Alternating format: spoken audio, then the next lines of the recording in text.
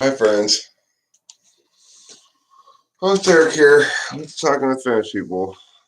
Spoke up and I'm looking for a reason to believe.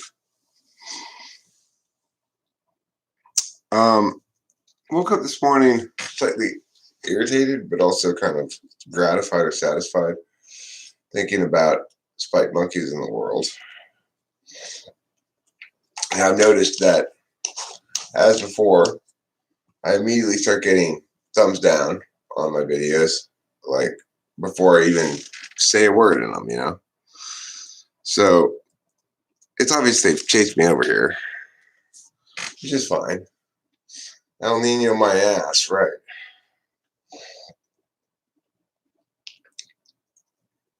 COVID-19 my ass. Winston's mom had a really good idea. Like, you turn that, rewrite words to that, make it come out COVID-19. I should. That's the sort of song that might get a little traction. I gotta say, live streaming on this channel has already proven itself better than on the other channel because, like, I just,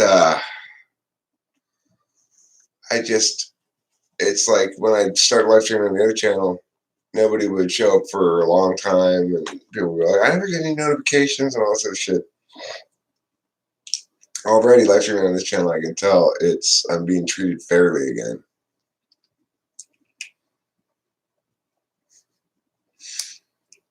I'm Joe Biden and I forget this message.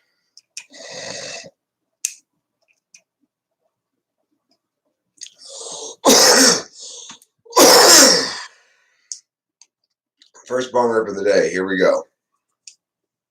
This is a little bit of Federal Reserve. It's the one of LA Kush's flagship weeds.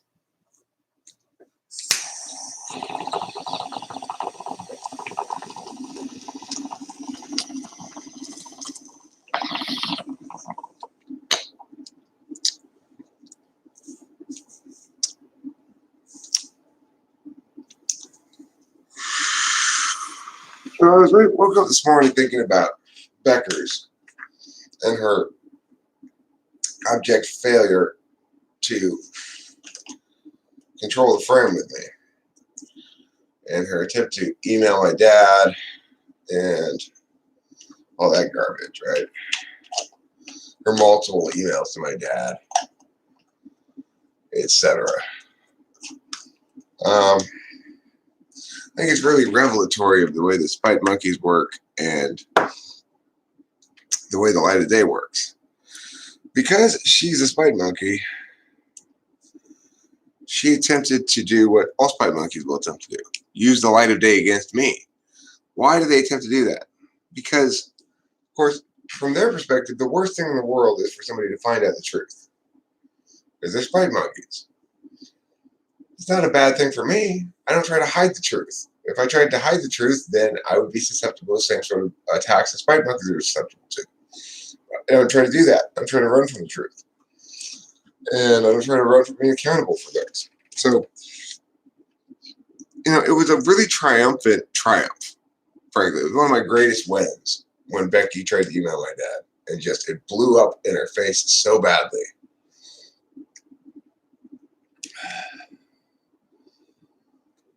I didn't sleep well again. I slept quite poorly. We went to bed early last night because I was tired. And then we messed around in bed for a while before going to sleep. Eventually I ejaculated, and then we tried to go to sleep. But I took a couple of Tylenol PMs. It didn't matter. I just didn't sleep well. I had to get up and pee a bunch of times early, and then I got some decent sleep in the middle of the night. But yeah, I'm fine.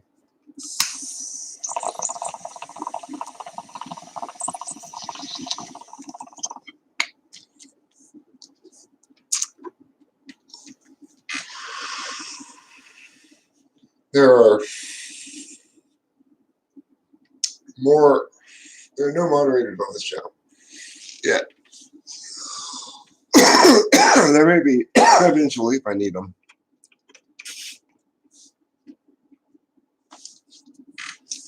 But yeah, I had a doctor's appointment yesterday, right?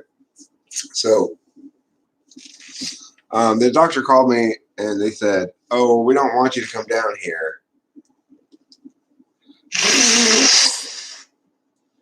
We just want you to have a phone talk with the doctor." So I said, "Fine." And you know what he told me was, and what they said on the recording as well at the doctor's office was, 80% of people who get it have little to no symptoms. And the doctor said, "Remember, you know, you're very unlikely to have any symptoms even if you get it, but you should try to stay home because you live with elderly people." I was like, "Okay, fine, whatever." You worked for 10 hours nailing your girlfriend 2 days ago, then spent 2 hours helping at work people move. And then you spend the whole day today nailing your girlfriend again. Well, that's a lot of sex, Bacon. I'm not going to lie. You can't spend all your time nailing your girlfriend, okay? Sometimes you got to do other things.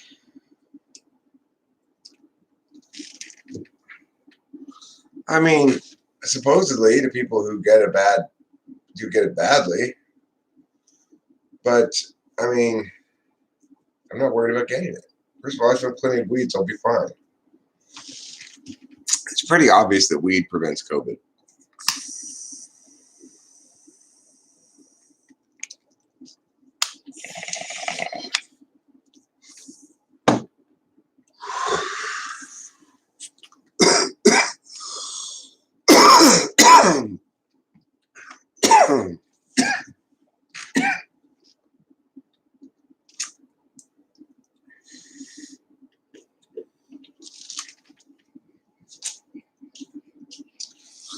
Besides which, I think I've already had it and gotten over it. And I did have a very lungy cold a while back coming back from Hawaii. And it did cause me shortness of breath. And had a lot of trouble, you know.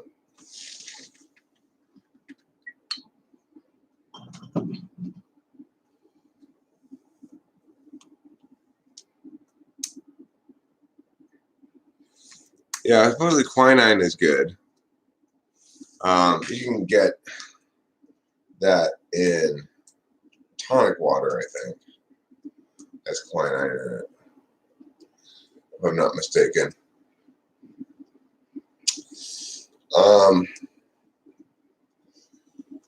I don't know why you eat fish cleaner.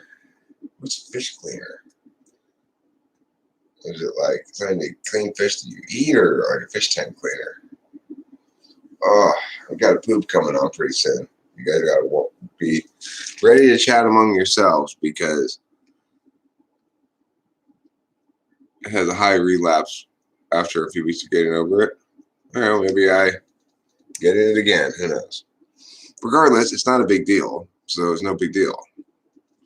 Rachel's sleeping beautifully. I gotta say,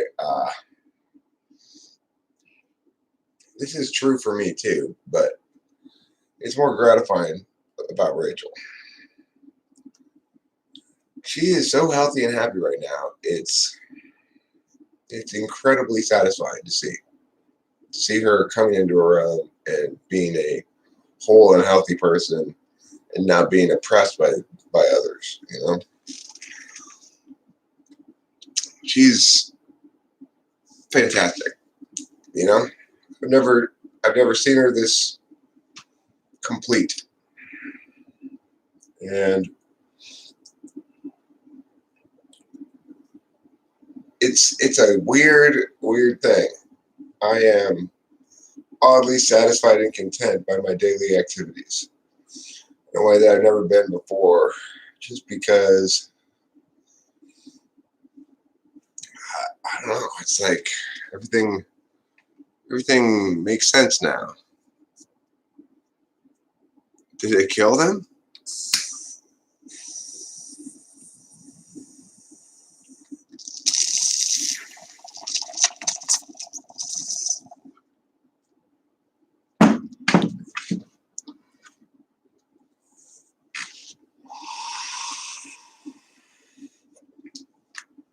Because Watson, I would also point out that the way you're telling this story makes it sound like these people were stupid because they were old.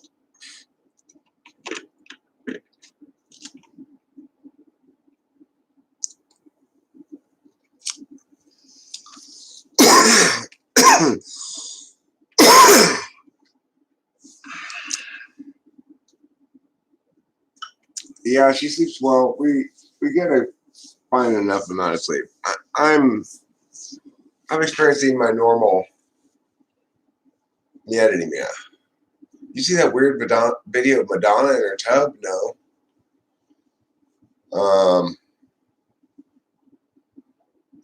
I don't. What is she doing?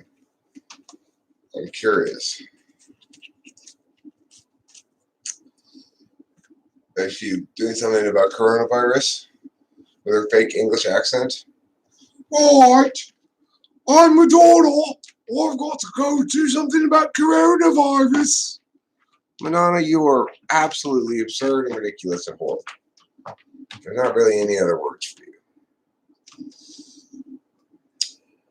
Madonna. Ugh. Talk about a no-talent hack.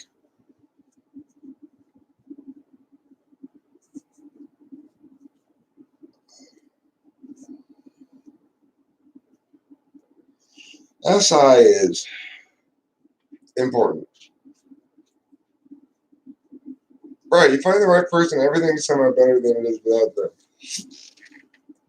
And purposeful. It's like things are purposeful now where they didn't used to be. Or purposeless is purposeful, you know? I'm looking forward to watching more Naruto with Rachel today. We've been watching it.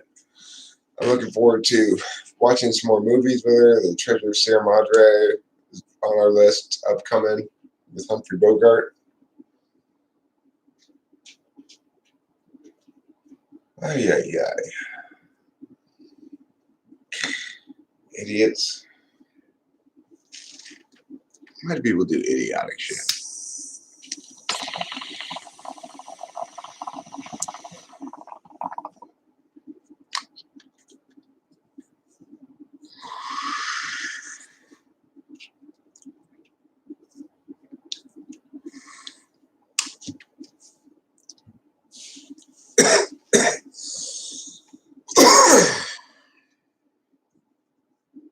That's also interesting you say that, a reason to wake up, a reason to get out of bed. My very first job, I worked at the Buick dealership, filing papers in a file cabinet. Like, they take the folders out for various reasons, and then I'd put them back in the file cabinet. That was my job. It was a very boring job.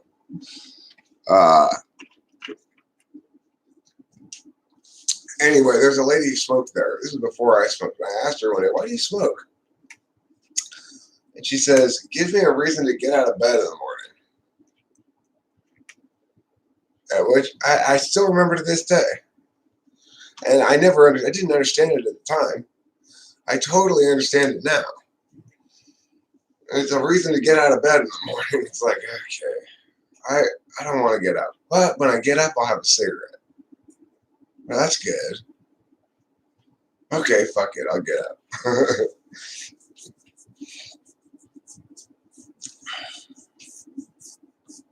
And I totally understand it now. It's like, it's a good reason to get out of bed in the morning.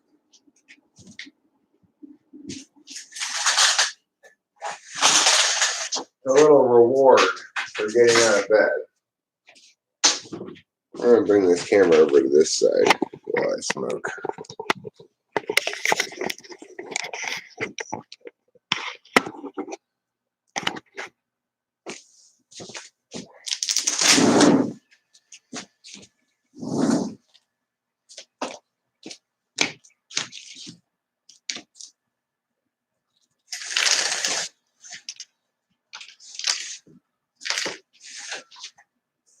There.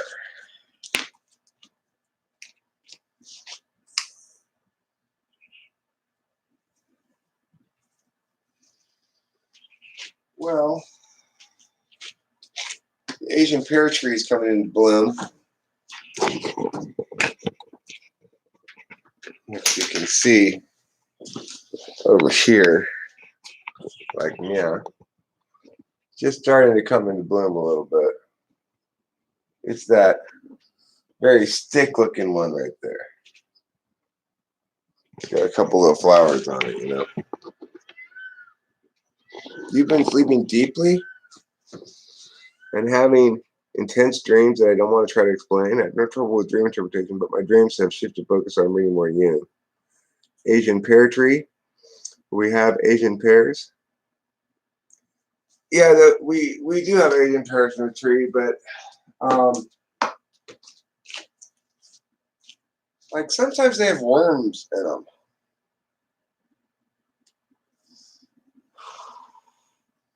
Like not all the, like a lot of them get eaten up before you can pick them.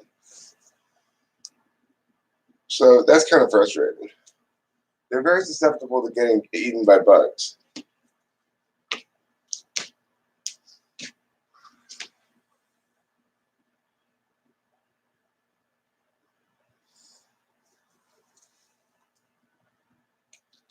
So that's the problem with your Asian pear tree. Okay, just inform me if you're thinking about getting an Asian pear tree.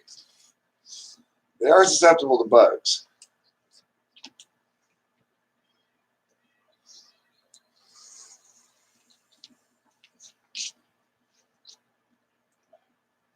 The avocado tree is really got a shit ton of flowers on it. Although it's, you know, they're kind of not exactly what you call big flowers, but they're little flowers. You see all those kind of light green yellow things? Those are all flowers. And there are quite a few bees on the avocado tree, but they don't love avocado flowers, okay? If you were to ask a bee what's your favorite flower, they're not going to ever tell you avocado flowers. They like stone fruit flowers. Your apricots, your peaches, your plum trees. That's the kind of flowers the bees really like, if you want to know about bees.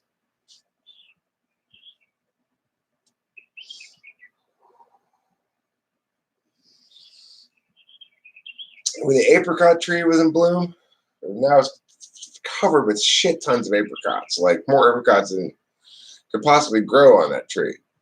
It's like nothing but apricots. I can't walk all the way over there to show you, but without doing too much unplugging and messing everything up. But man, the apricot trees got shit tons of apricots.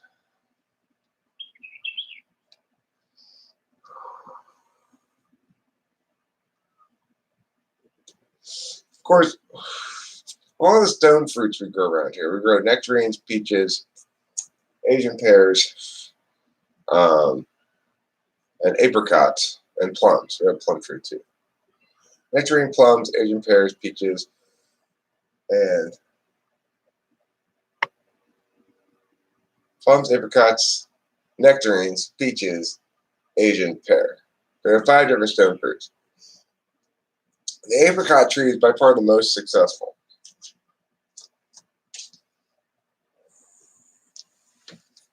Every year we get shit tons of apricots, and it's one of those apricot trees that has 5 different kinds of apricots grafted onto one trunk. So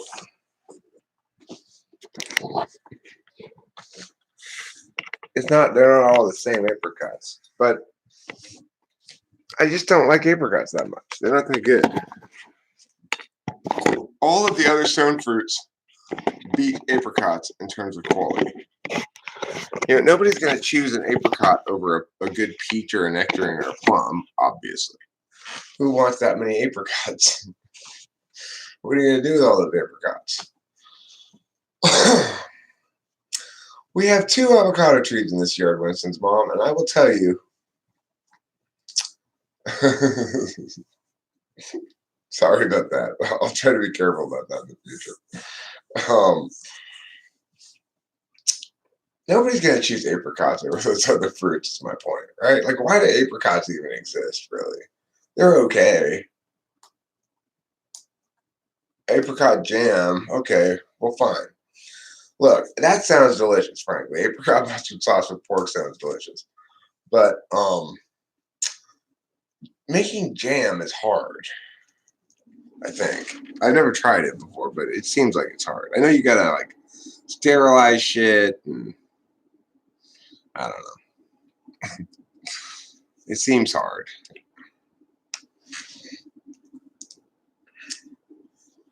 Okay, well, look, my favorite nectar is guava nectar. No doubt about that.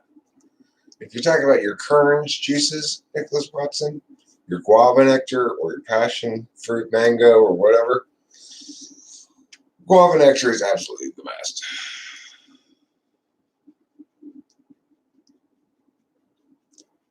Well, I'm sure the sauce is easy to make. I'm saying apricot marmalade is probably not easy to make.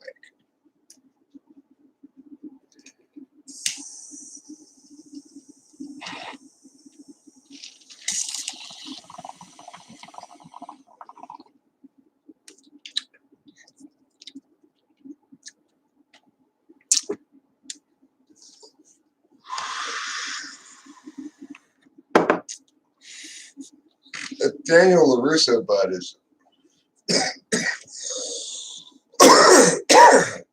interesting. It's really heavy and coffee, kind of, but it smells exactly like pizza. And it's it almost kind of tastes like pizza too. It's odd. It's very strong. It's like 34% THC. But anyway, I've noticed what began my talk about Spy Monkey was really waking up fairly late. I mean, waking up fairly annoyed at the realities of the world, but also satisfied. Like, I've had a couple of really satisfying wins lately. The win over the mental health facility, which was incomplete but nevertheless pretty definitive, was very satisfying. Very satisfying for Rachel to get justice finally. That all of a sudden they're no longer dealing with her as they were at all. All of a sudden they're dealing with her respectfully. All of a sudden they're scrambling. So that was very, very eminently satisfying. For people who talk about like red pill, blue pill stuff, white knight versus I think Kitty wants it. Come on in, Kitty. Come on.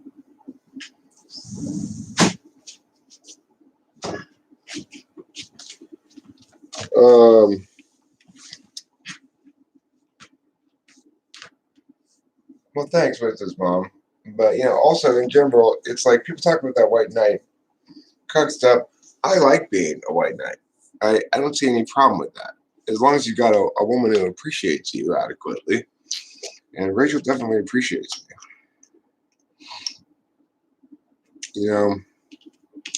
And the other thing is, I've not really been much of a movie or show watcher for most of my life.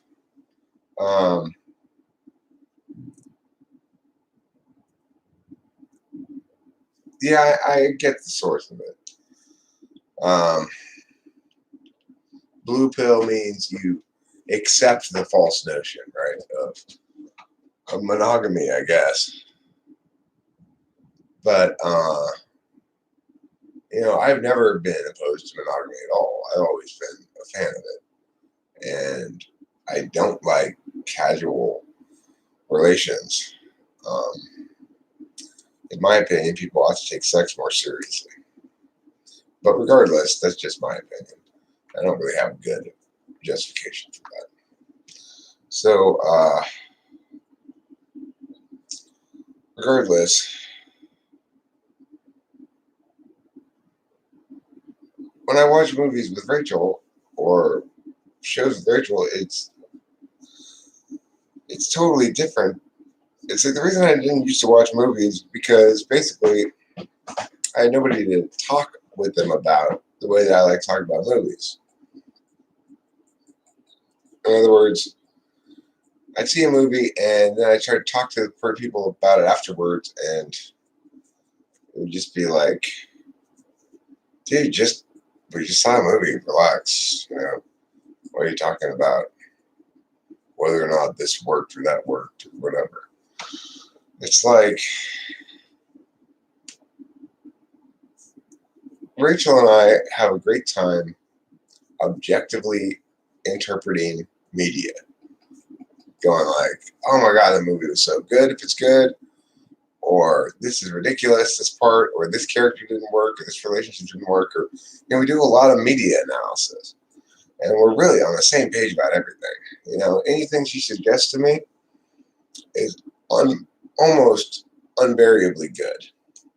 I mean, we have almost exactly the same taste in everything. It's weird. It's impressive because it's something you give up right away in life. You go, okay, well, there's no chance that anybody I'm going to get with is going to have the same taste in me, for example. When they do, it's weird. It's like we are definitely meant to be together. We're definitely slab dictated, and I continue to trip out on the biorhythms thing. When you do our compatibility, our mean or whatever is 98.6 or something like that out of 100, and I've never put in any two dates I can find, any two dates that are as good as that on this random thing on the internet, right? What the fuck is up with that? That's weird, because I don't believe in biorhythms. I mean, that shit's all bullshit, right? But it's so incredibly weirdly right that I don't know what to do with it. Watching me watch a movie probably would be somewhat hilarious because I very much make the leap. So if there's a kissing scene, I go like this because it makes me feel shy. And if there's like tension, I go, I'm very much emotive while watching movies if they're good, or even if they're bad. It's like Aquaman made me laugh a bunch with its ridiculousness. Aquaman has got to be one of the more ridiculous movies I've seen in a long time. It just ignored the laws of physics entirely. You have underwater manta rays flying, right, in attack formation, and then like fish hit them and they blow up underwater. Why is this? I want to know what inside of these manta rays and fish is so explosive.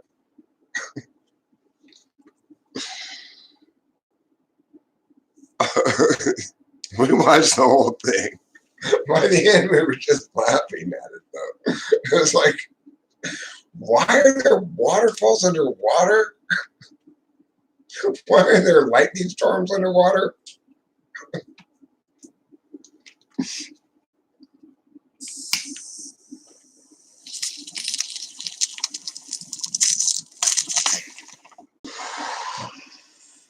I saw Captain Marvel.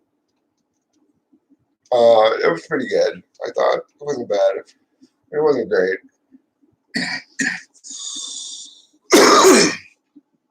But the thing is, at least with aliens, you can make your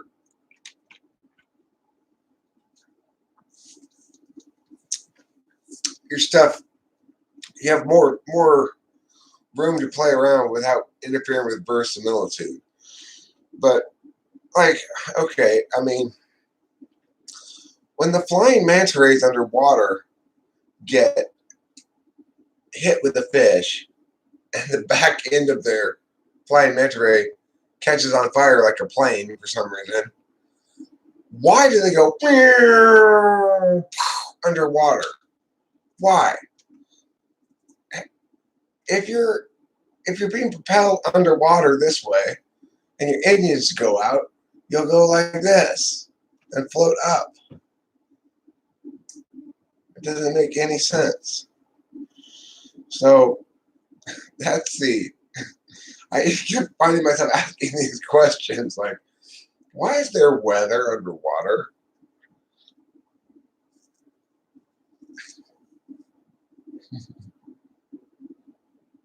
It was just so terrible. Oh, but we watched the whole thing. You know, and in the end, Aquaman gets the gold trident and beats the other guy, who's such a terrible actor. Oh, the other guy is so bad. He plays the evil, true-blooded king of the Mer people, right? Whereas Aquaman is a half-blood. Oh my goodness! When the guy sees his mother, who he thinks is long dead, coming out of the ocean, walking out of the ocean onto the sand, underwater. Remember, because they're in this underwater place that's a little land in and of itself. Of course, you know.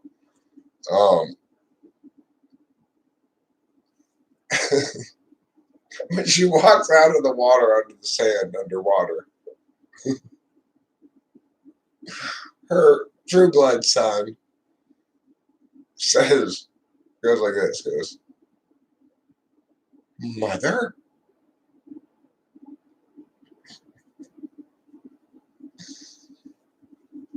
Oh, Captain Marvel?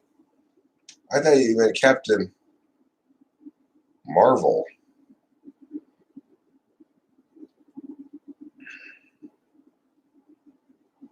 Is that what that's called? Captain Marvel?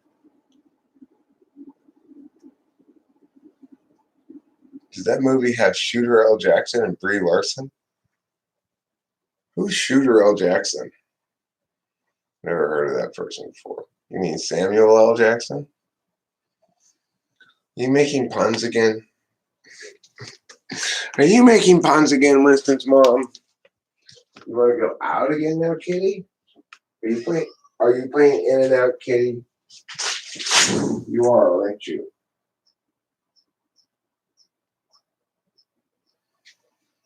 She just wants the door to be open. She doesn't respect my desire to not play in and out kitty very much.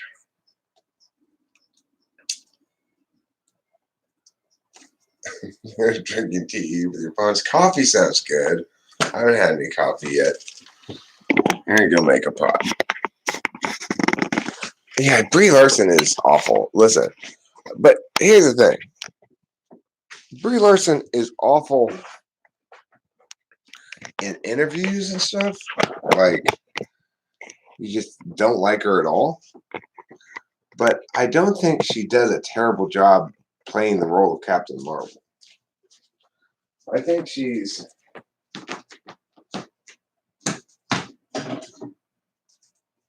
passable.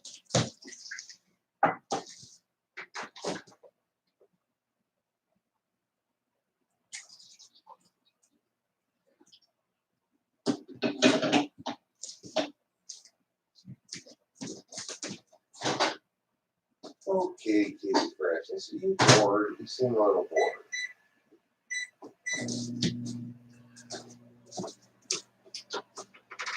I think my Kitty Precious pants is a little bit bored. Um, I've seen all of those, pretty much all of those MCU movies now. Most all of them.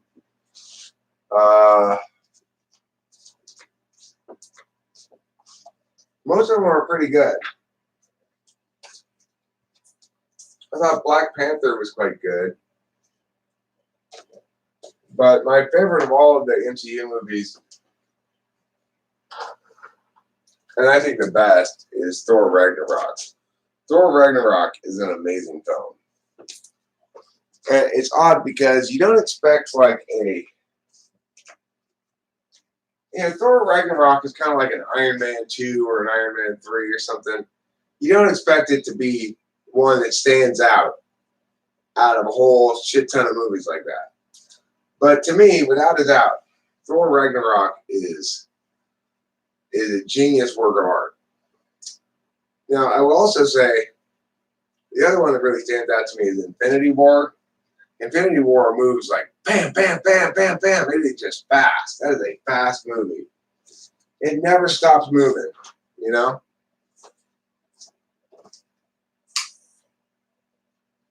In fact, Infinity War was the first MCU movie I ever saw.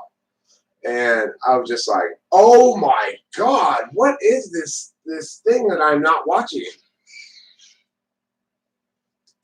And almost all the rest of them have been worse than Infinity War. But not Thor Ragnarok. Thor Ragnarok is astonishing.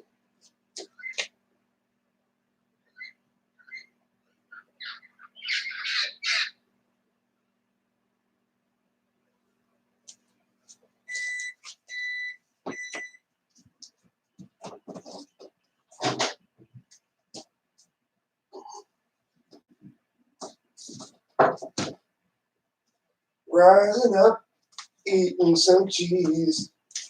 Yeah, I'm looking for glory. Gonna go out to eat some more cheese. Cause I'm looking for love. I'm gonna eat some cheese now. Yes, I'm eating some cheese. Cause I'm looking for glory and some wonder. And the last known cheese eater was na na na na na na na na na of the tiger. Yeah, there we go.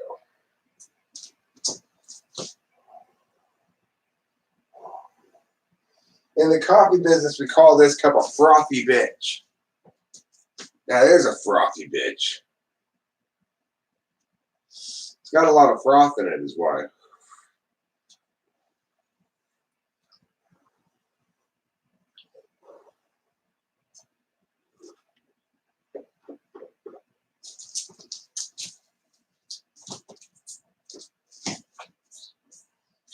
Good cup of coffee, but it needs a little bit more stirring. A little bit more. To get in all the chunks of creamer. To mush them.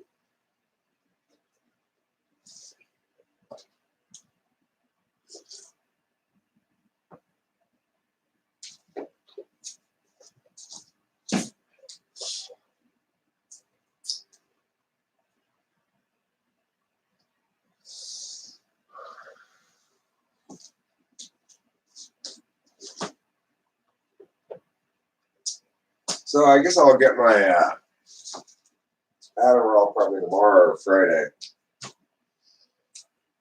And I still have some real decision making to do, frankly.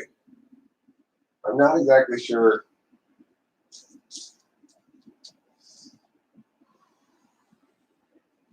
I want to have a plan, but I need a plan that allows me to be me to some extent. And it's a plan I can actually execute. And there's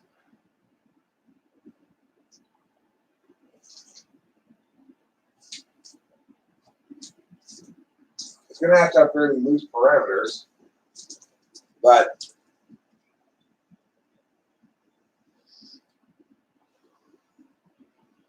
but clear directionality.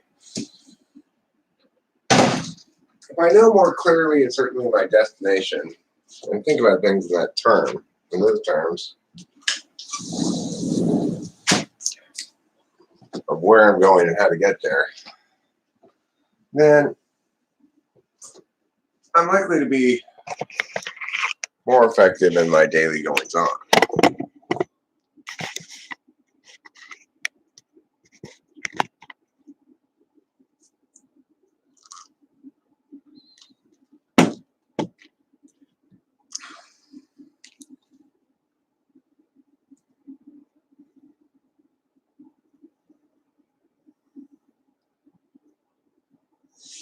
Yeah, you can share some of this once as well. Here.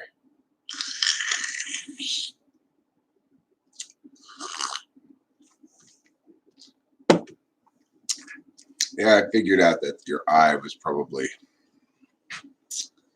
not meant to be an eye.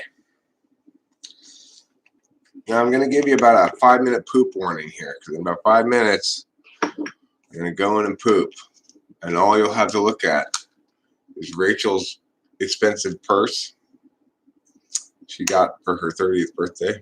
It's a Michael Kors purse. Pretty fancy. If you like fancy purses. Yeah, it is so much better with the creamer, isn't it? It really is. Yeah, the pattern is beginning to emerge. And I'm feeling increasingly comfortable. Yesterday went great. We made the gravy. We had dinner with my dad, and my dad was really happy with it. I actually was like, because it needed a couple more hours. Like, the thing was this.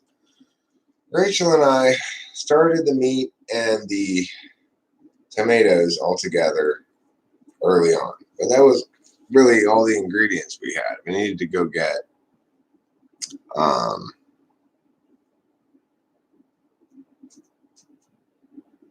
oregano, onions, and garlic. So we didn't get those things until like an hour and a half before it was done. And then we put those in and cooked it for another hour and a half, right? But we really,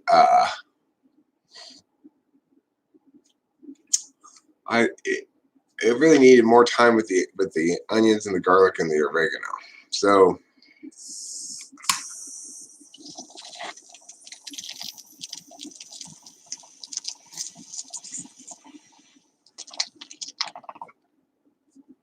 I also think I put a little bit too much rosemary in, because we have a rosemary bush here, so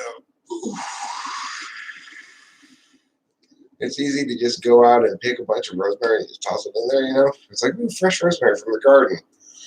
But of course, I may put a little too much in it. There's a little rosemary, I think. Not way too much, but a little too much. I like the word summery in that context because you clearly mean that it's summery, as in for summer. But you could also mean, and that's my summary. And that's the summary of my purse. Yeah, I know. But we wanted to start it, and we didn't want to go to the store right then, you see. So we just started with the meat. And it did, the recipe did say start with the meat. It said add the onions and garlic and spices after the meat.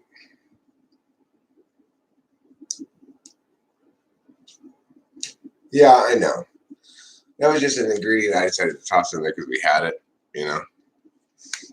Well, I also did this. I put in some, because at first we didn't have the right spices, so I put in some herb de Provence, which is French, and some Greek seasoning, figuring that France plus Greece equals Italy. See, it makes sense. I'm not sure it really worked. My dad really liked it though a lot, and you know, it was a little. I think it needed another 2 hours. is what I think. I think it came out. It was good, but it still tasted a little too tomatoey. We didn't have tomato paste. We used sauce and a couple of other things tomato things, but it still came out pretty good. It just, if I were to do it over again, I would try to do it right, I guess.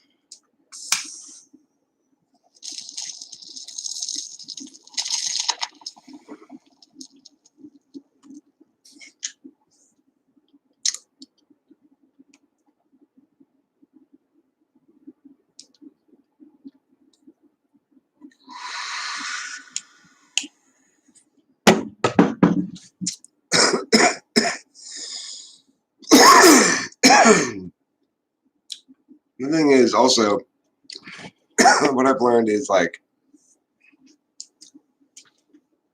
Rachel doesn't really care. Like I did a lot of, that sounds good actually, Nicholas Watson. But I put a lot of effort into making sure I wasn't stepping on her toes. If she wanted to do more or whatever, if she wanted to have more power or control over the thing, she doesn't give a fuck. It's like, she's just happy to have me do it. She didn't have any particular recipe in mind or anything when she suggested it. She just figured she'd go online and find a good recipe for it.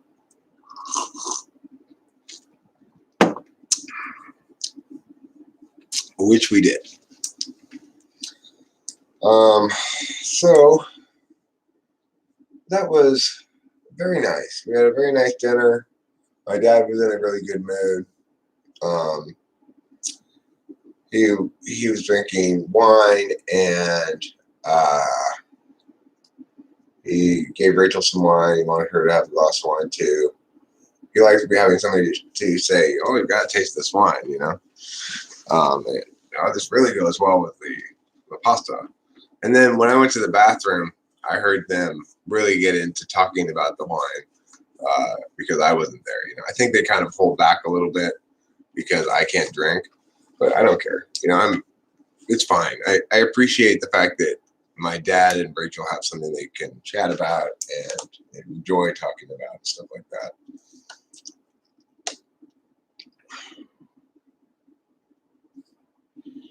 And a lot of time with George Foreman grill. That's good. I like the fact that it was specifically a George Foreman grill. Oh, George Foreman. He's such a silly guy. I like George Foreman. He's got a lot of children.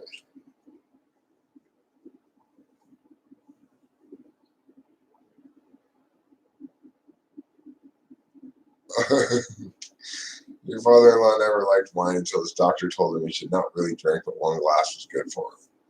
He was an ESTJ. Now he makes this huge deal about his one glass of forbidden wine. He's like already ground cut. Supposedly, if you eat enough nutmeg, it gets you high.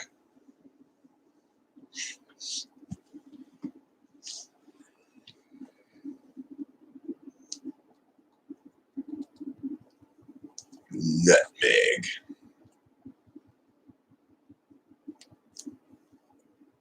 I like the name nutmeg. It's a combination between testicle and Megan. All named George. Try a nutmeg mill sometime, Nicholas Watson. It's inexpensive and just rather cool, but it doesn't make a difference. Nutmeg. Testicle Megan. Megan Testicle. If your name was Megan Testicle, would you change your last name? Testicle. It's pronounced Testicle.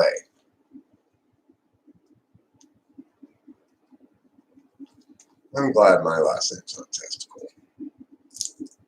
That'd be a terrible last name. Or Seaman. There are some people named Seaman.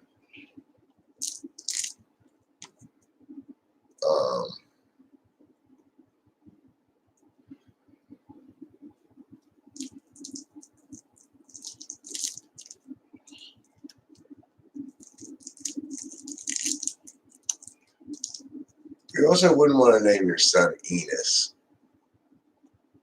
I don't think.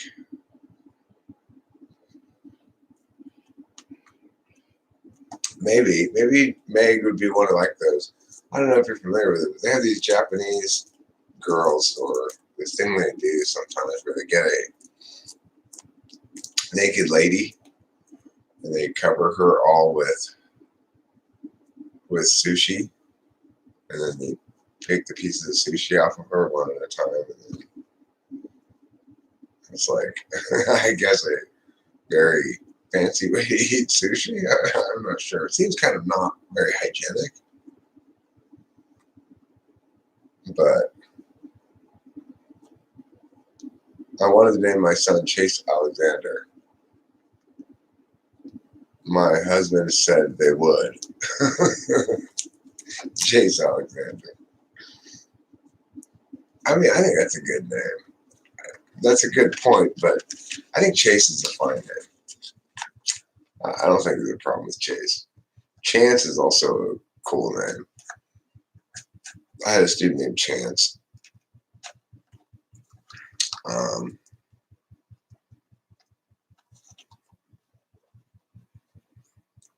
He was kind of a pain in the ass, but he had a cool name. Chance.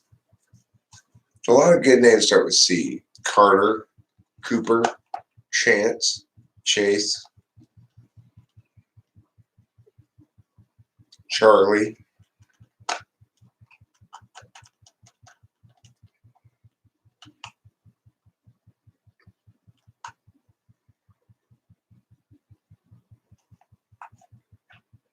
Miranda is a good name.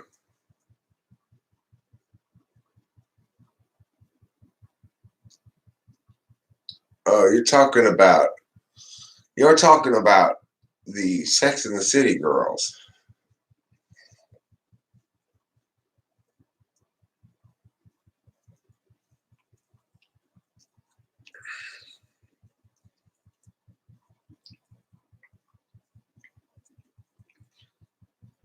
Yeah, Sex and the City.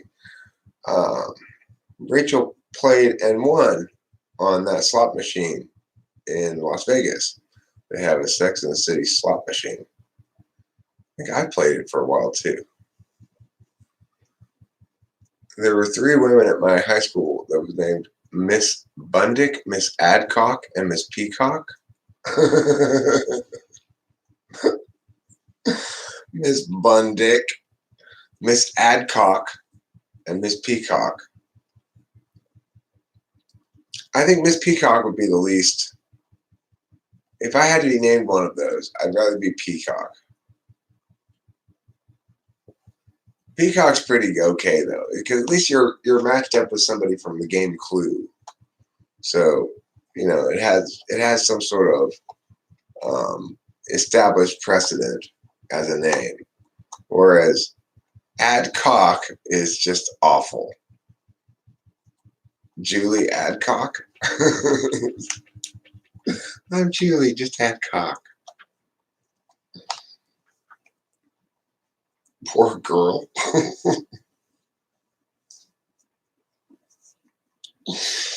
Oh my god. Bundick is pretty great too. I remember I was at my ESFJX's family's house. Candace's family. Candace's sister Katie was there. And we were watching football or something. And I mentioned the Dick Butt Kiss Award. And Katie said, "What did you just say?" Like, you know, the Dick Butt Kiss Award. What's his name? Dick Butt Kiss. And she said, "That cannot possibly be real." The thing is, I'm so accustomed to the name Dick Butt Kiss as being a football thing, I don't even really think about it as ridiculous anymore. She had never heard of Dick Butt Kiss before and couldn't believe there was a famous football player thing named the Dick Butt Kiss Award. It made me realize, wow.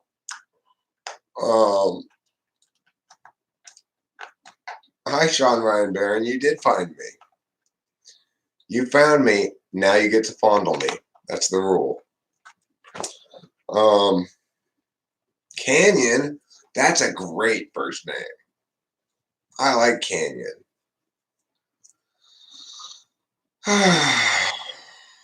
I'm sorry to hear that, Winston Fall. I hope you turned it off right away and weren't exposed to any further Dave Matthews.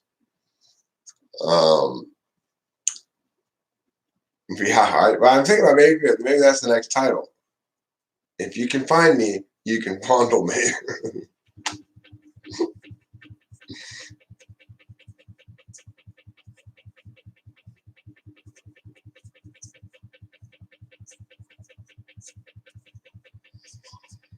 Yeah, I'm over here. I'm over here. I am over here. I'm over here. I'm over here at TwFP Archive channel. I'm over here. I'm shedding the light of day, which causes spite monkeys to follow me over here and thumbs down my videos. It's like, hey, why do I have 2 thumbs down on all of my videos? Oh, that's right. I've got people who hate me. Are you socially distancing? That's great. I'm so glad.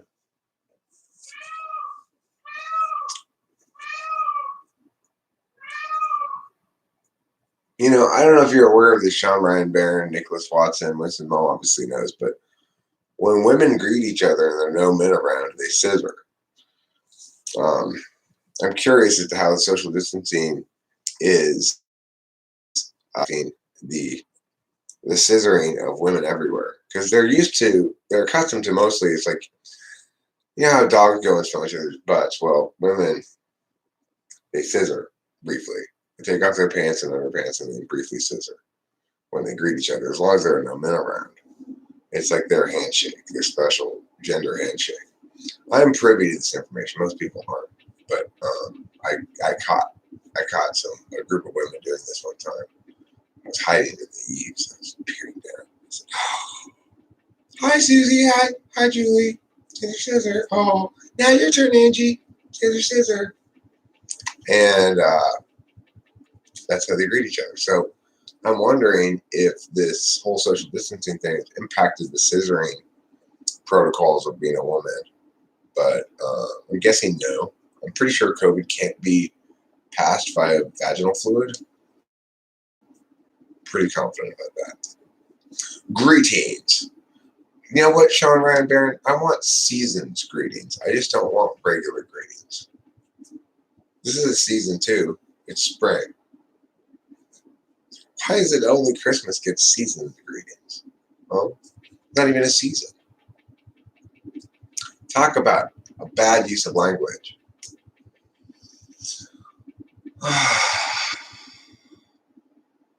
You need this. You're exhausted from being an anti-social justice, anti-socialism warrior on Facebook. People have no chill. People do have no chill. Good job being an anti-socialism warrior, though, Sean Ryan Barron, I must say. Thank you for that. The justice-loving people of the world appreciate your efforts.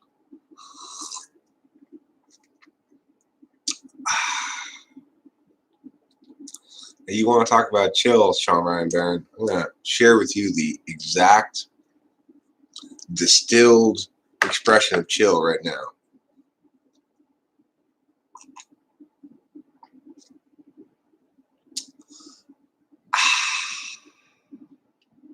That's good coffee. No, I haven't. I know. You remind me, and you are my life coach, Winston's mom. You make me feel like guilty, like I need to be doing shit, which I appreciate. You know, I played that role recently for Nicolay Shea. I played life coach for him for a couple of conversations, just for kicks. I don't think songwriting is something you can really collaborate on. I think the exception of that being if one person writes lyrics and the other person writes the music. If Sean Ryan Barron would be interested in collaborating like that, I'd be happy to take on the lyric part.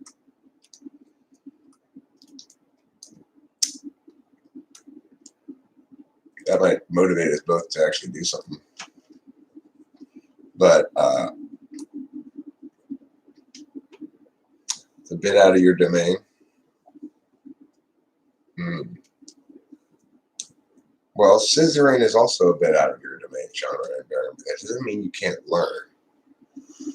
And I don't know if you saw it, but the other day, Rachel and I did a real live clothed scissoring demonstration on camera on the live stream, so that people who didn't understand what it was could see how to do it.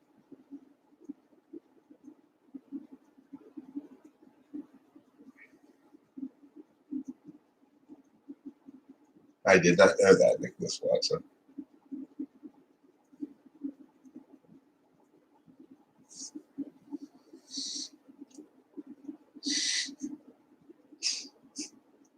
Yes, I agree with this one. You really should be in charge of the world. I would vote for you for world emperor. I would. I'd vote for you. I don't think they hold elections for world emperor, but if they did, I would totally vote for you. Once it's mom, I'd say she'll do a good job. She probably doesn't want the job, but she'll do a good job. Oh, my Rachel Napalosa has a little baby. No, it's all clothed. Look at my Rachel Napalosa has a little baby. Pew. I like Pew. They're cool. And then look at my Delilah pants as a little baby. Here's my Delilah as a little baby. See her? Oh, how adorable she is. Oh, my sweet, sweet potato cheeks.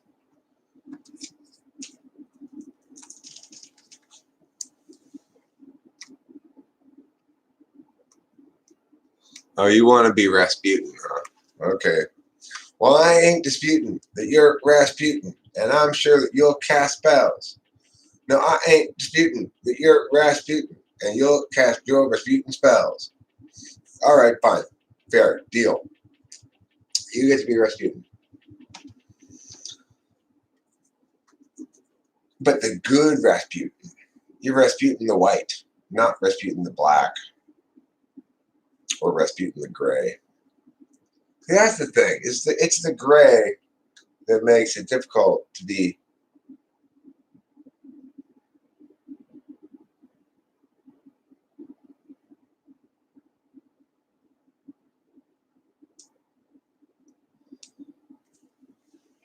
Scissoring, really, there is a streamer that is Tourette's and literally says, "What's red on red? Women having while scissoring."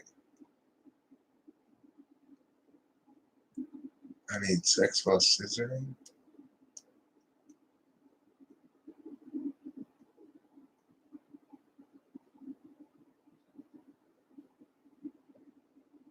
Has not is?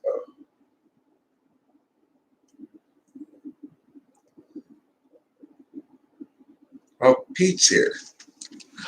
Let me give Pete some fruit. Maybe he wants to eat something. Hi, Peter. Let's feed the peacock. Fortunately, Horsemumbler's not here. Because if he were here, he'd say, you have to feed the peacock proper feed. Hi, Peter.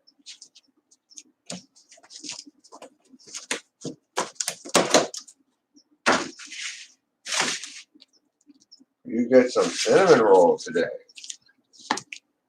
Come here. Eat this right here, where people can see you. Start with that, and I'll give you some fruit too.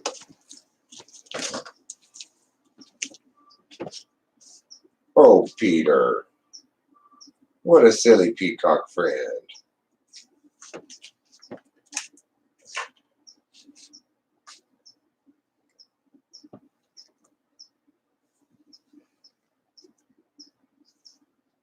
So as you can see, my silly peacock friend Peter is here. And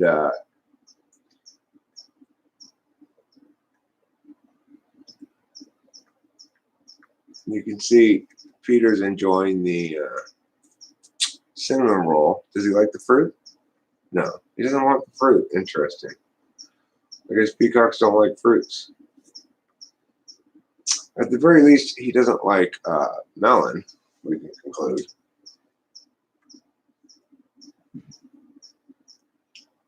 Oh, Peter, you've got such a lush head of hair on you. Why don't you walk forward a little bit so people can see your lush head of hair?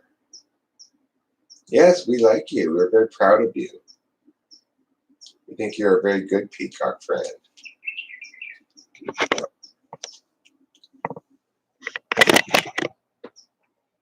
There, now they can see your lush head of hair. It's got both body and sheen. That's the good news for Pete. He has lush, luxurious hair that has both body and sheen. And that's what you want in a peacock.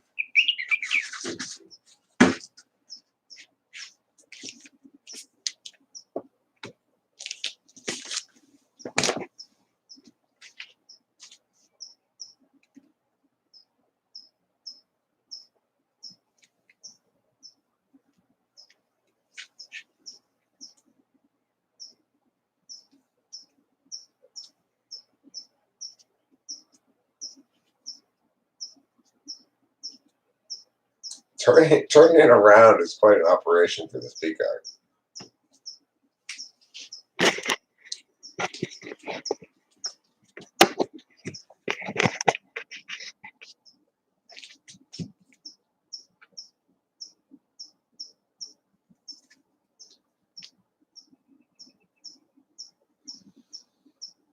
Oh, I guess he's tired of that. No, he's coming back this way now.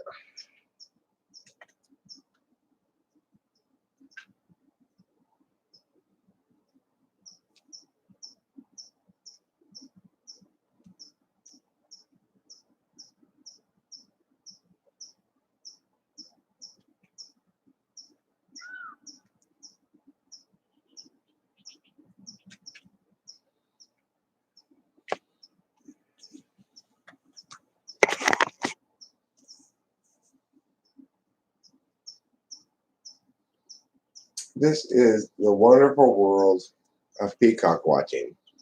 Welcome to the wonderful world of peacock watching. I'm your host, Miss Peacock. Look at those feathers. Will you just look at those beautiful feathers? That is so beautiful.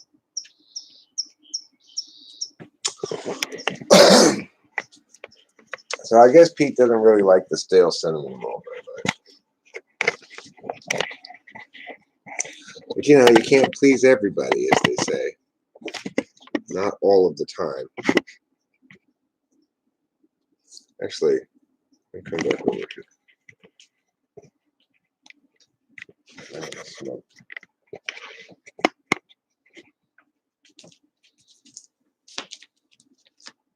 Here, Pete.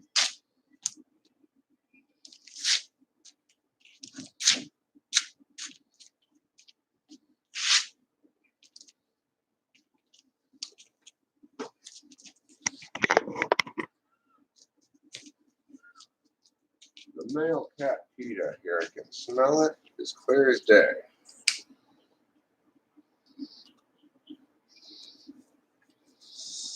Oh, peacocky peacock. You're such a peacocky peacock. Yes, you are. You're the most peacocky peacock I know.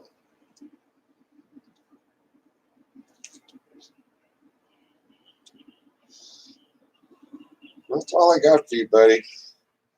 I got melon and cinnamon roll. I don't have anything else. You don't like it? TFP, dog. You'll find yourself some wild bird food. I don't know.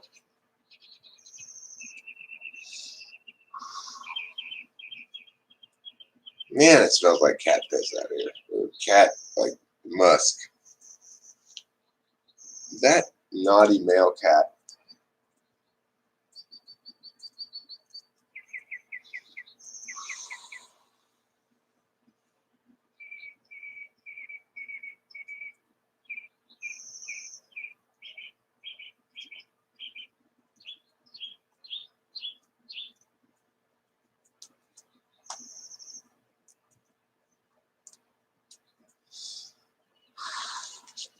It's another beautiful March day here in Los Angeles. It's supposed to rain today. At some point. Will it? Only God knows that.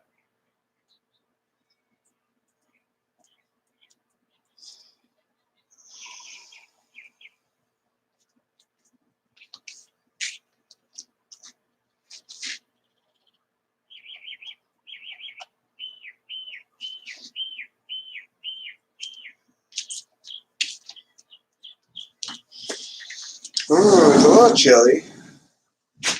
Now, here on Mutual of Eric's Wild Kingdom, we have another important animal friend to show you. That's right.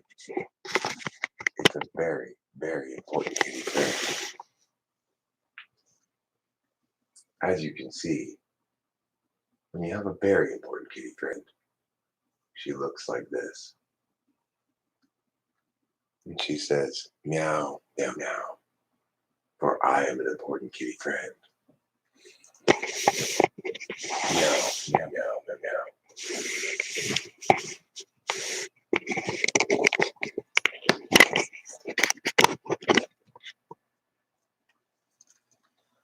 Okay. Well, you and Kitty hang out.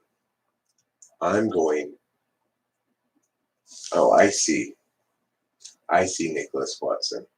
Well, I would presume that lesbians probably don't scissor at all, but that if they were to scissor, they'd probably confine themselves to non-menstrual times.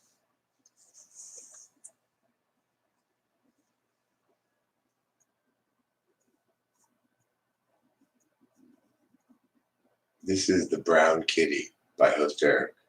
4 views.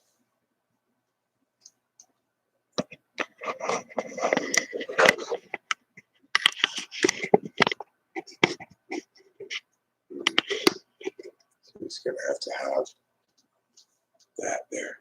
Okay, now I'm afraid I need to poop. So for the 2 people who are here,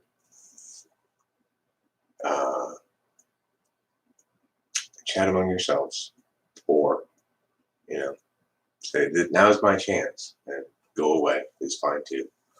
I'm going to be back after I poop. I'm going to leave the live stream running though. You and Kitty discuss things.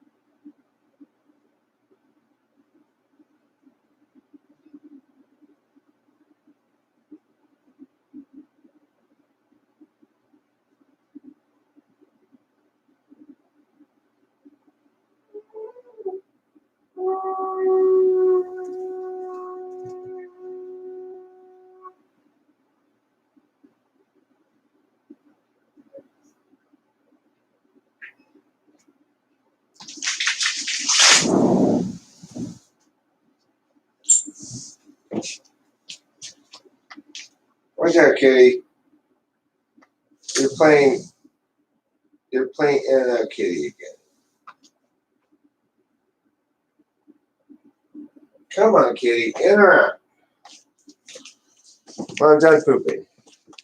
I don't know if you heard that sound a little while ago. That was me blowing the conch shell that we have. I blew the conch shell. That's what that sound was. Okay, I think I'm going to play a little guitar now. Come on, kitty, in or out. Come on, choose your spot, kitty cat. You want to go inside or outside? Outside it is. Kitty chose outside.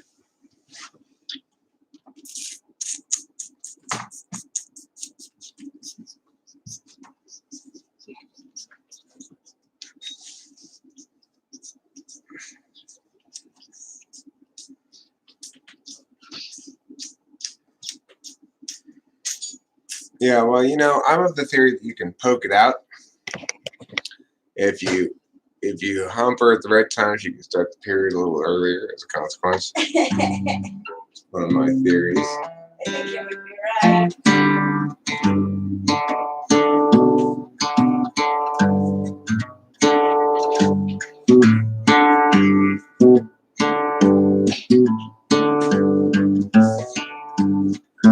Can you close the door? Oh, yeah. It's kind of chilly. I'm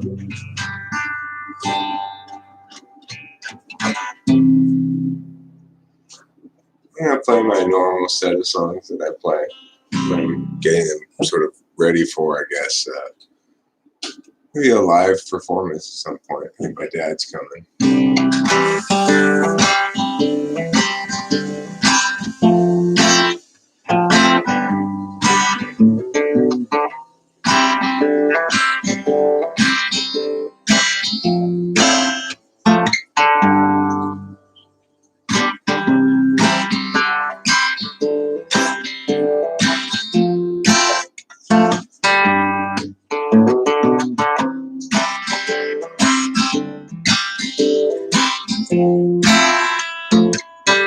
El Nino, my ass. Call the storms. Where is the rain? Drizzle don't count, I'd drizzle more. When I be in the sink, it's just the right height to catch all of the undesired splatter. And when I'm done, I'll go outside and climb the ladder. I'll reach forward and take me a bucket and pour water inside. And I'll say, Mr. Cloud, drop it from the bottom. Hey, Mr. Cloud, drop it from the bottom. Hey, Mr. Cloud, drop it from the bottom on me.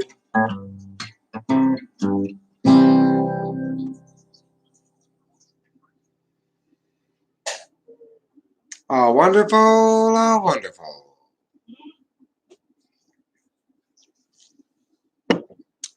Winston's mom, do you know who I'm quoting there when I say that? Oh, wonderful, oh, wonderful. I wonder if you know. You might know what I'm quoting. I'm assuming Rachel probably doesn't. I probably told Rachel who I'm quoting when I say that. She probably doesn't remember.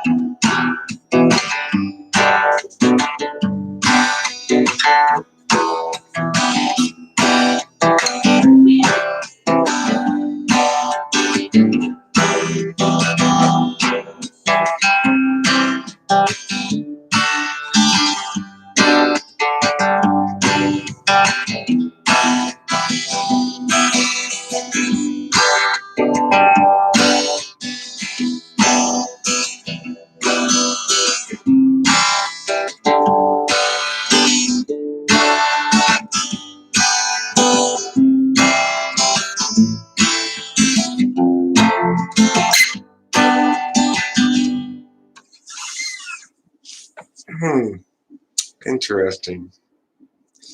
Okay. I think I'll play another song now called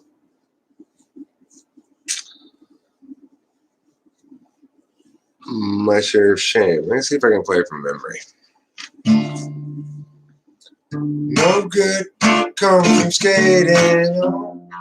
No good come from skating on within you. Taken for the one.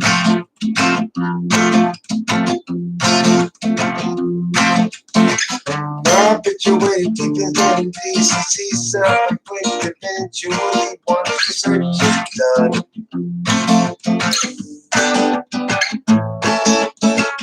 Driving in the car last night, we had a nasty fight. He's insisting we were right and the other one was right. I can't remember it. I can never remember this song. It's ridiculous. Absolutely ridiculous. Why can't I remember things? I've got a shitty memory, that's why.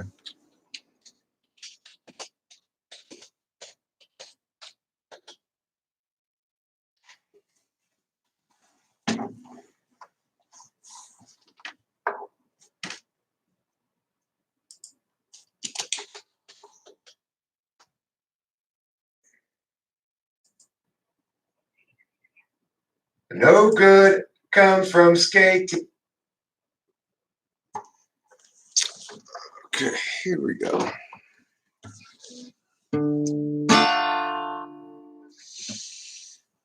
No good comes from skating on with them whom you've mistaken for the one.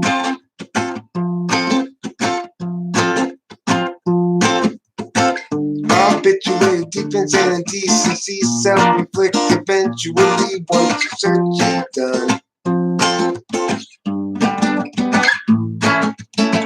Driving in the car last night, we had a massive fight. He's insisting we were right and the other one to blame. So when you both that's done, I scream something awfully blunt. My word is wrong to say we're done. I burned my share of shame.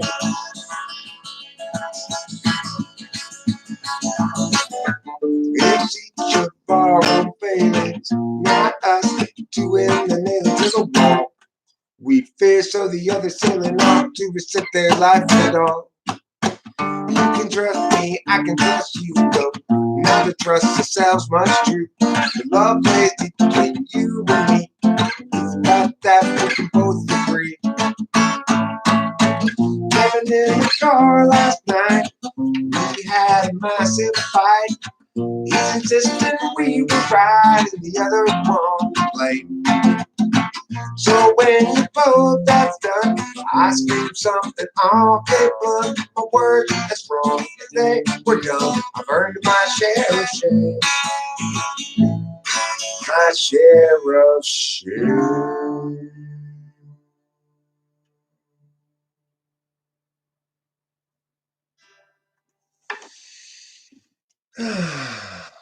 Wonderful, wonderful.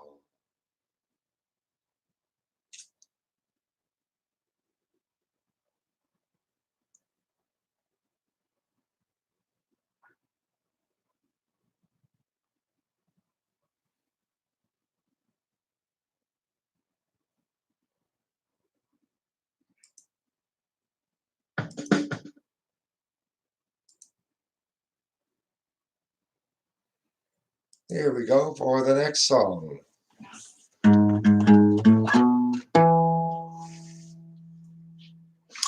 What's the matter with Chad? Is he terribly bad? Is he very like Dan, who's a terrible man? Is he sort of like Jill, who can't pay her bill? Or rather like Jack, too stuck on the facts? What's the matter with Sue? Will she know what to do if they bring attitude? Will she show ingenuity? And she talks about you whenever we go walking. What's the matter with Bryn? She's been living in sin. She's been hanging with Jim, looking terribly thin. What's the deal with Frank? Stealing fish from my tank. He's colluding with you, and they're talking to Lou. What's wrong with the ladies? What's the matter with men? From the feeling of Katie to the coldness of Sven. They talk about you whenever we go walking. Bad that lead to lesser days. They'll still have the older watered past, and whoever's left that's still okay. Just tie the sails to the mast.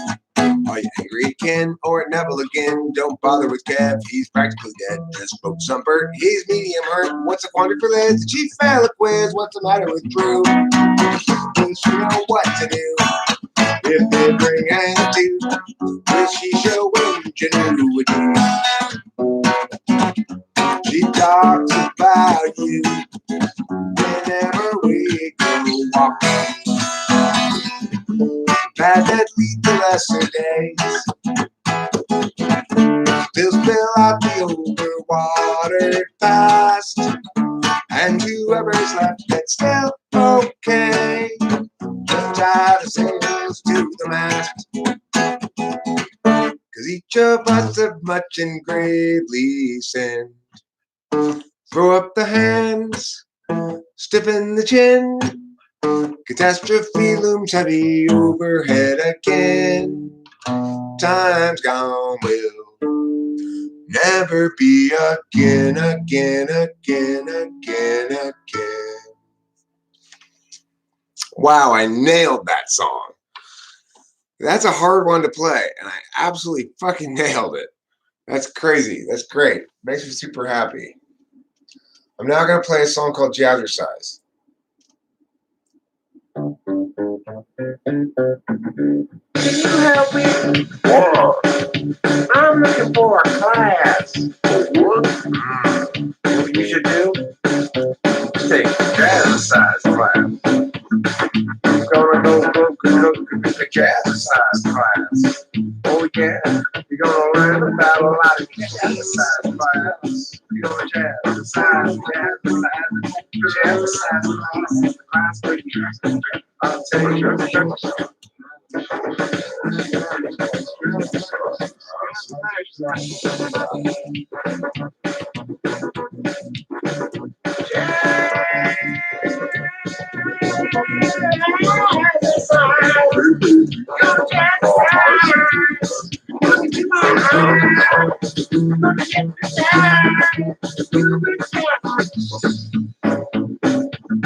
Shut your fucking face and jazzercise.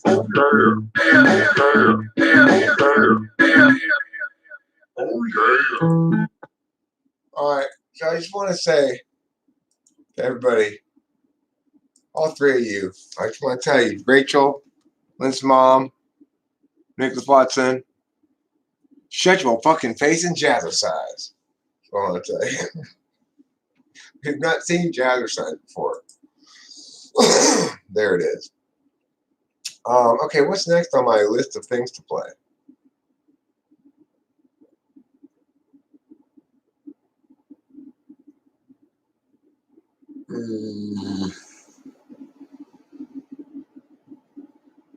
I guess I'll play.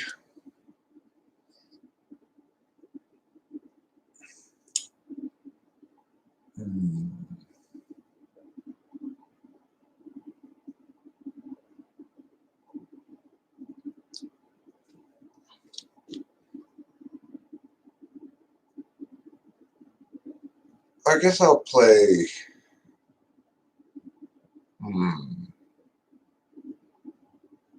think I will play Gerald Has a Thought. What's the matter? Nothing, as far as I can tell. Nothing's the matter. I was trying to pick a song to play. I was looking at this list of songs that was over there. It's a lot of this list that I was looking at is called TwFP Music Uploads, which has a lot of stuff on it that's not on any other list necessarily. Various versions of things and just stuff about music that's not even music necessarily. So, you know, I was looking at it and thinking, oh, there's that song and that song. You know, I got a lot of good songs too that I've never played or even remember about. We know we're crap too, of course.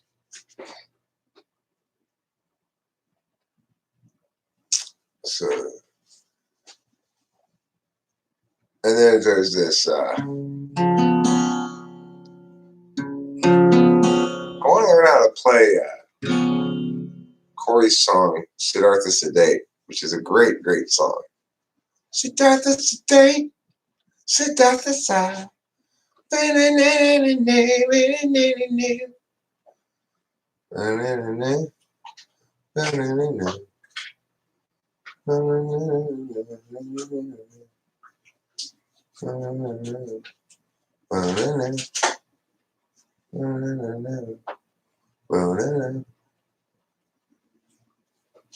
Where is that song?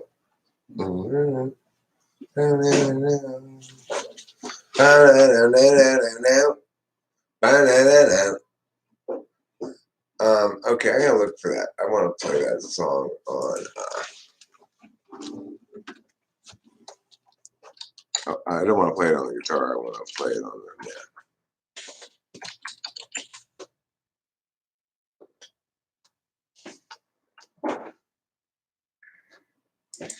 Okay, so this song that I used to play with the band, right? 1, 2, 3, 4, 1, 2. Start this day.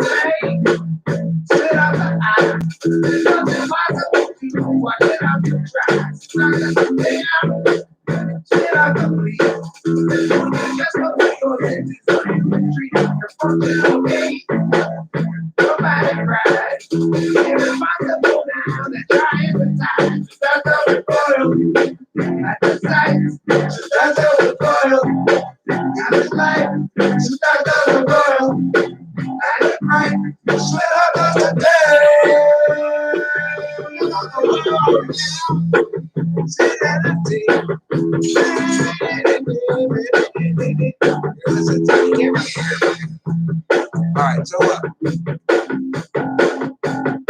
that's a live recording of me and the band playing this song. You can't really hear it probably very well through the mics like that anyway. But this is a song that my friend Corey wrote, one of a number of really great songs that he wrote. He's an INFJ, and this song is, in my opinion, phenomenal. And displays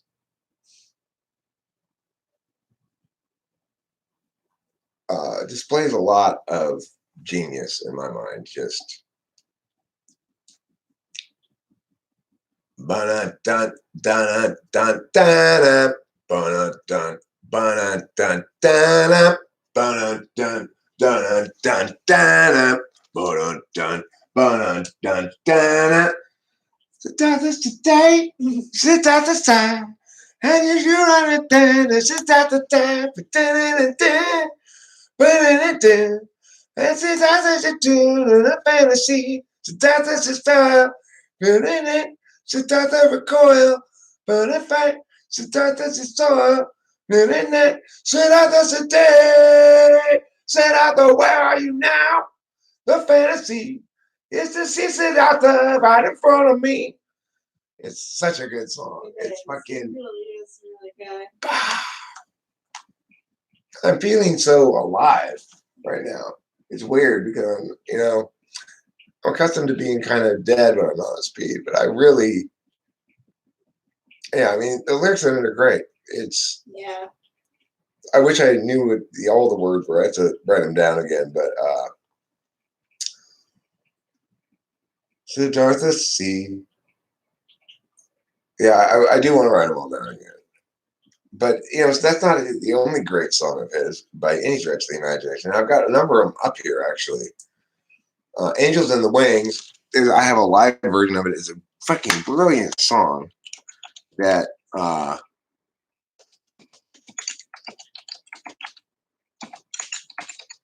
that it's just, of course, nobody's ever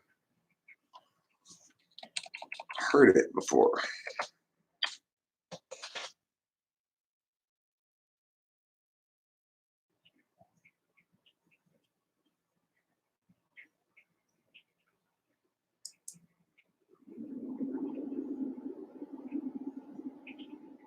Hmm.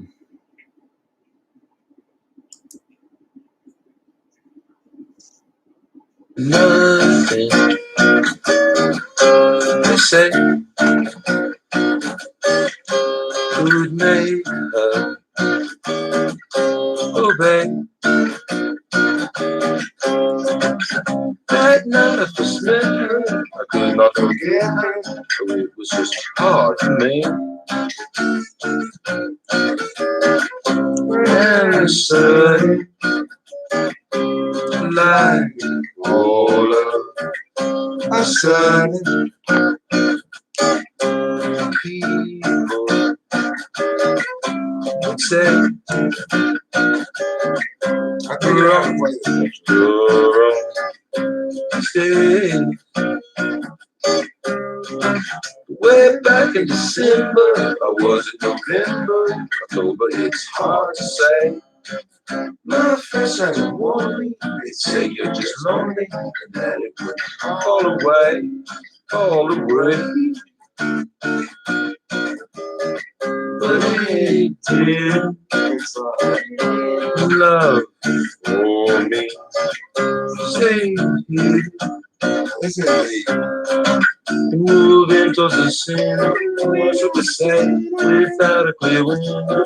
Seasons to wait, at least we're not thinner. At least we're dead, at least we got dinner. At least we get great. Way back in December, or was it November? October, it's hard to say. My friends tried to warn me, they say you're just horny, that it would fall away, fall away, fall away, fall away. this thing at the end is just Now stay your game. There are angels in the wings. And though this doesn't change a thing, they are thinking about you. Say your game. There are angels in the wings. And though this doesn't change a thing, they are thinking about you. Say your game. There are angels in the wings. And though this doesn't change a thing, they are thinking about you. Say your game. There are angels in the wings. And though this doesn't change a thing, they are thinking about you. And now they're talking about you. And now they're laughing about you. And they are angels in the wings. Yeah. It's very that one is quite a Lou Reed feeling song for sure. You know, I mean, he's just got so many good songs, though. The thing is, he wasn't always great at editing. Like he tends to have overly large arrangements for things.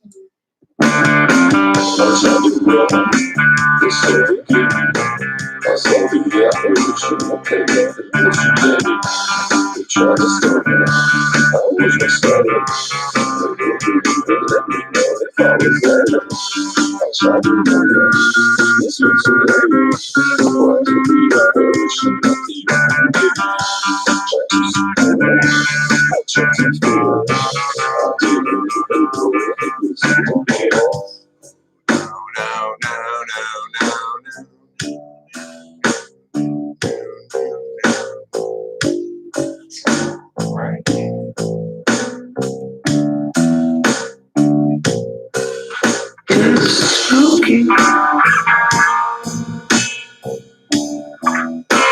When someone remembers your heart,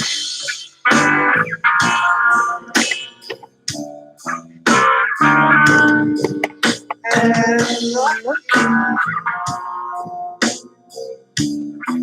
I've not made up my mind yet, it seems to me.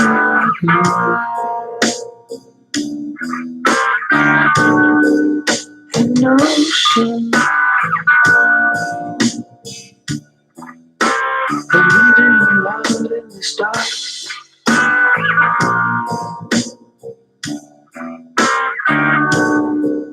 Can the ocean who has me regarding this to feed the sea to peace?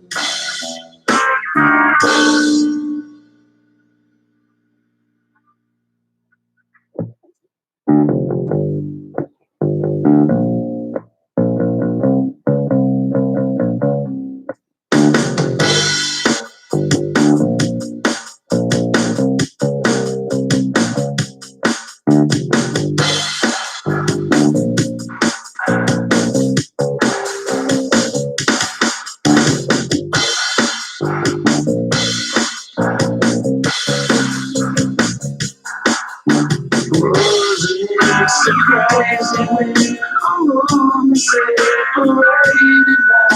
We drift a bit like oceans move ahead. Then suddenly these ancient things have rendered now in heart said adrift amidst our ocean blood ahead. Now the waits by the gates of the hardest separation. For the gifts to come true as this song. To into someone who loves and lives not into the human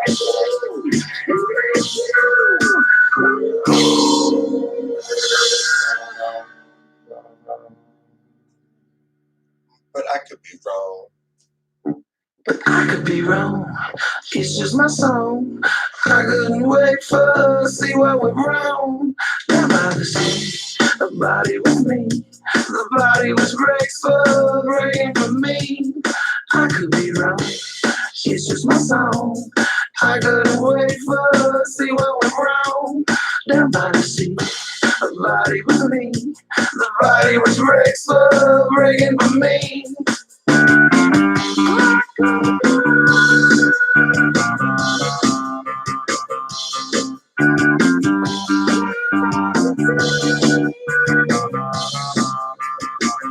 Anyway, as you can tell, it's really good and also not very well arranged. Like it's very indulgently arranged. So you know, I will say this. That person right there, he had more influence on me as a songwriter and as an artist than anybody ever by a huge margin. And I learned a shit ton from him. He's, you know, the guy's a genius. He's a tragedy because he's this incredible wasted genius. Is it just because he's not into it, or is he bad with follow through? I mean,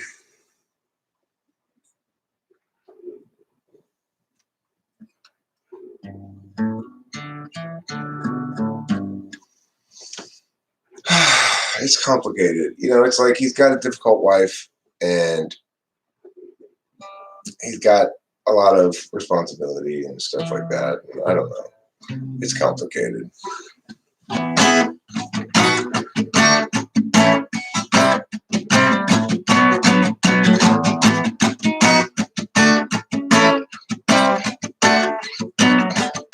We need to know. We need to see. We need to pen happenings down by our means to judge a logic to life we can possibly unlike, and from which we'll rarely budge. People everywhere gather up, enemies outraged at how they make society. How do they set their priorities? These foreign backstabbing entities into win heartache and misery, follow necessarily from the savage ways. Insulting, cursing, and misery.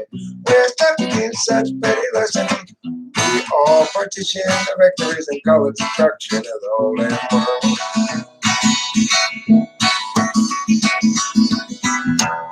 We hear our lips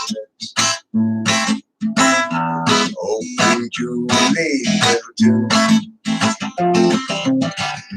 cherish it for minutes.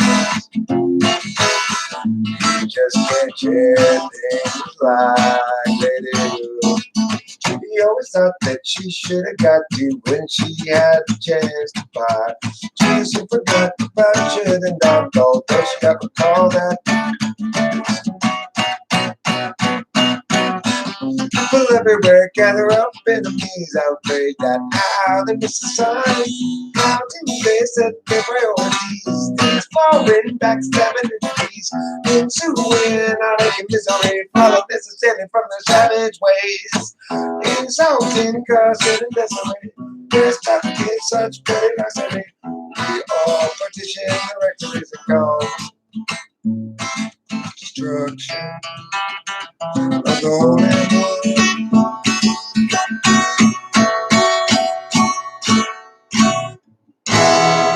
Boom.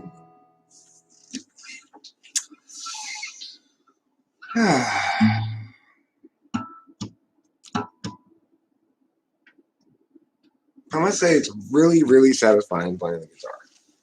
I enjoy it so much. I really like it.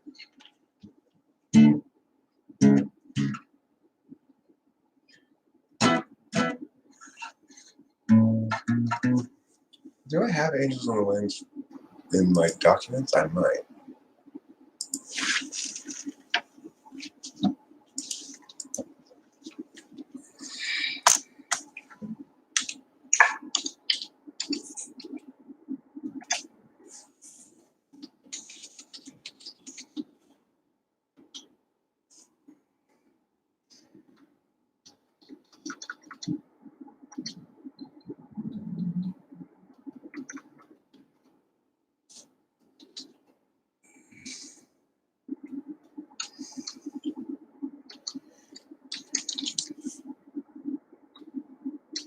No, I don't know. I don't seem to have it. I thought I did.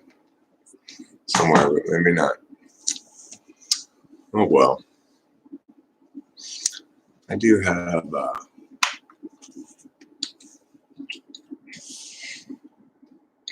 yeah here. I feel like to play.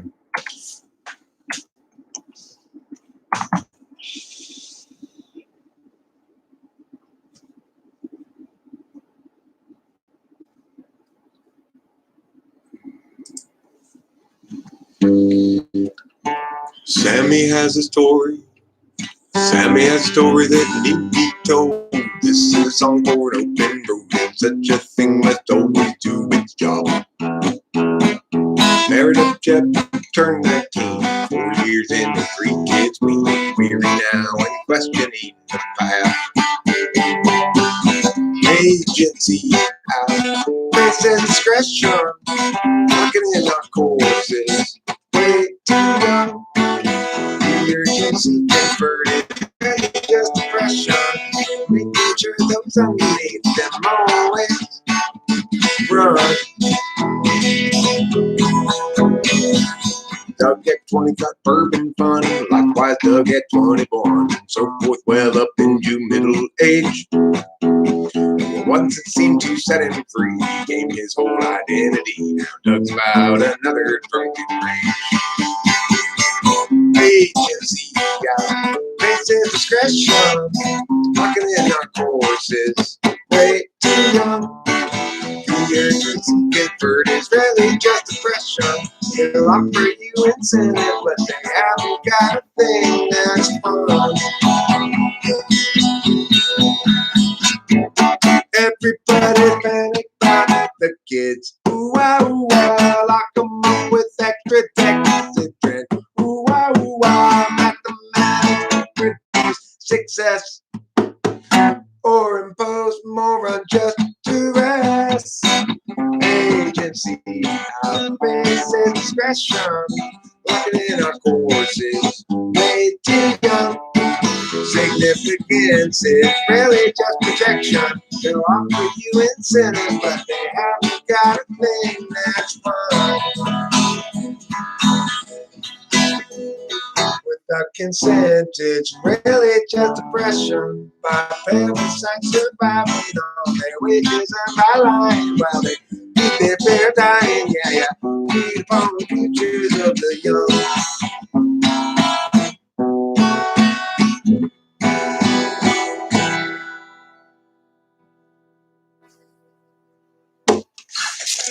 Thanks, Rachel. I'll play a couple more songs and end the live stream.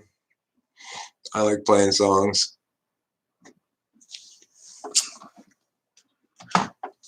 It feels like something special. Yeah, it does.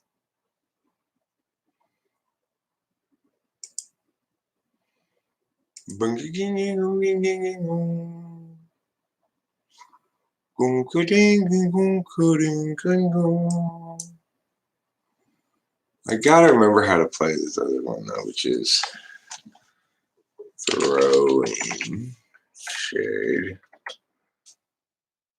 I don't really remember how to play very well. I need to practice this one.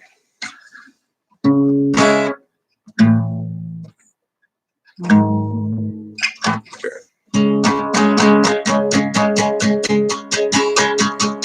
Too much noise in the data stream. Not enough to disrupt everybody's dreams. Frustration is me. Takes away until it seems everybody. Until it seems everybody's just throwing shade. I won't be just another casualty of other people's well-intentioned rules. I used to think that some tomorrow would be time for yesterday. It's not the sort of thing that one can borrow. No one willing to do it. No one willing. No one willing still to lend a day. No one willing to lend a day. Your uncertainty's implicit, just like an unexpected visit from a bunch of men all dressed in blue suits. I won't be just another casualty of other people's well-intentioned rules. I used to think that tomorrow would be time for yesterday. That needs a lot of practice, I tell you. I need to write down the chords here on this instead of just the words, but oh well. For the time being, it'll do. I'm gonna play now.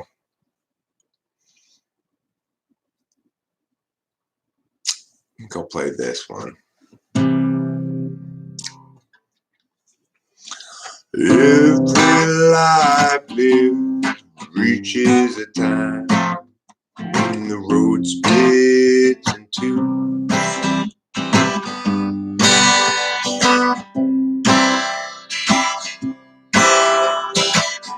There are times, dark times, times of despair, times when it's hard to feel good. That's when I look for my sack full of solvency and a satchel of helpful goods. Satchel of helpful goods. Satchel of helpful goods. Satchel of helpful goods. Every life lived reaches an end when the road disappears.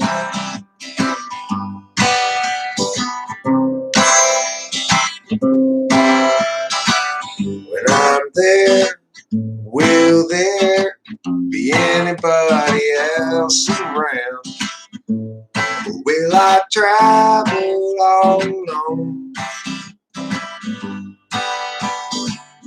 That's when I look for my sapphire solvency and that satchel build up his own. And that satchel of nothing but bone. Satchel of helpful goods. Satchel of helpful goods. Satchel of helpful goods. Satchel of helpful goods. Satchel of helpful goods.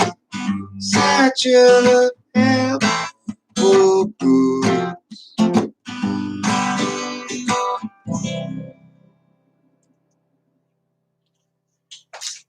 Thanks, Rachel. Yeah.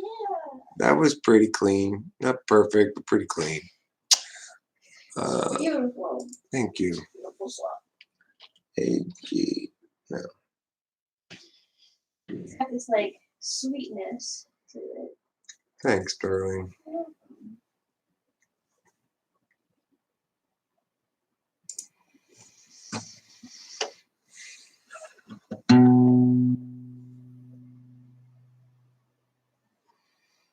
You're living on a time frame I will never know. Alienation and humanity's soul. Imagine you a future after the collapse, returning to the urgency of isolated past.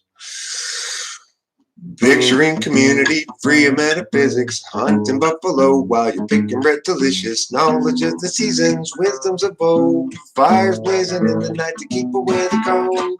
Hostility is kept at bay by what you think is in the way of life as children of the land. Within God be well known. Imagining a history that never could have been. You lecture at the college, advancement is a sin. Lamenting disconnection and every corporate act. Asserting our opinions and ignoring all the facts.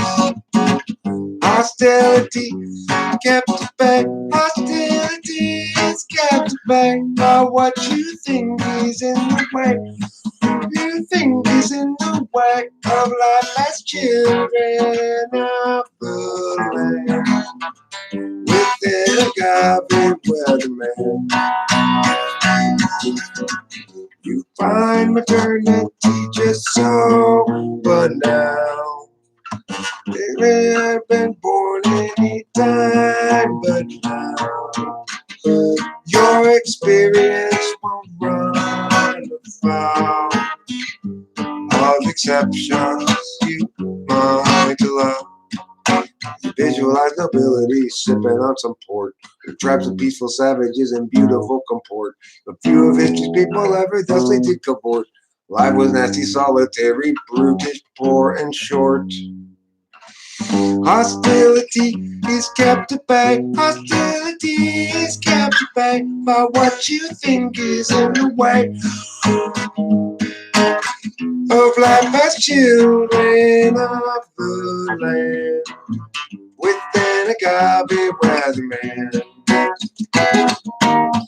With an agave weatherman.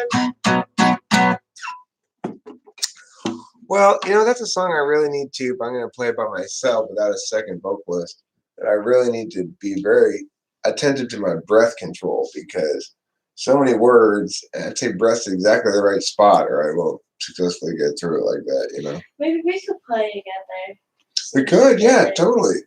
You could sing the main verse part or the response verse part. I mean, chorus part. The main chorus part or the response chorus part. Whichever you find easier to sing. Okay. Thank you, Winston's mom. You're a wonderful human being. She really is. You really are. And Rachel and I both appreciate your wonderfulness. All right. I'm off. We're going to end this live stream now. Well, yeah, Rachel, I don't think Rachel, I'd probably be better off if Rachel sings one of the chorus parts rather than the verse, I think.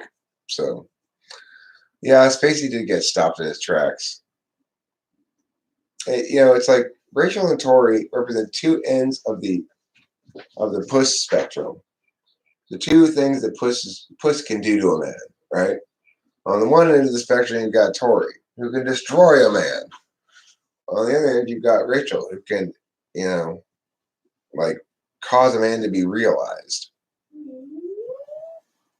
So thanks for being here, Winston's mom. You're the best, and we'll talk to you later.